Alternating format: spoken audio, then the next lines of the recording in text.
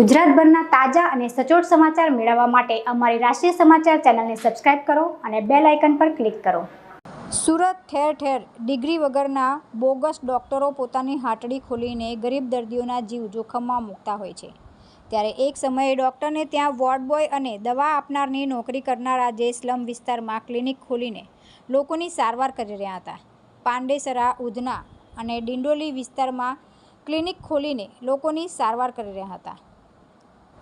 પાંડેસરા અને ડિંડોલી વિસ્તારમાં રેડ કરી ત્યારે એસઓજીએ 16 ડોક્ટરને ઝડપી લીધા હતા। બોગસ ડોક્ટરો ખાસ સ્લમ વિસ્તારને ટાર્ગેટ કરી ત્યાં ક્લિનિક ખોલતા હતા। ગરીબ અને શ્રમિક લોકોની સંખ્યા વધારે હોય છે। ડોક્ટરની ડિગ્રી અંગે તેઓને કોઈ પણ પ્રકારની જાણકારી હોતી નથી।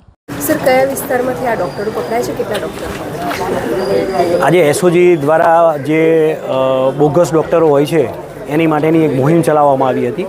એના અનુસંધાને એસઓજીમાંથી 4 અલગ અલગ ટીમો બનાવી અને દરેક વિસ્તારની અંદર ગયા હતા। એમાં પાંડેસરાની અંદરથી જે કોઈ પણ જાતના સર્ટિફિકેટ કે કંઈ પણ વગર, કોઈ પણ ડિગ્રી વગર એવા બોગસ ડૉક્ટરો હતા, એવા 9 ડૉક્ટર અને ડિંડોલી વિસ્તારની અંદરથી 7 ડૉક્ટરોને ત્યાંથી પકડી અને એસઓજી ખાતે લાવવામાં આવ્યા હતા। જ્યારે દવાખાનામાં ગયા કઈ રીતના કન્ડિશનમાં પેશન્ટ હતા કે કેમ અને શું કેટલું કમાઈ લેતા? જ્યારે એસઓજીની ટીમ દ્વારા અમે સર્ચ કર્યું હતું ત્યારે તો જોતાં એવું જ લાગતું હતું કે આ હોસ્પિટલ જ છે એવું વાતાવરણ હતું। પેશન્ટોની બી લાંબી એવી કતાર હતી અને એ લોકો જેવી રીતે પ્રોફેશનલ ડૉક્ટર જ હોય એ જ રીતે એ લોકોને ટ્રીટમેન્ટ આપતા હતા।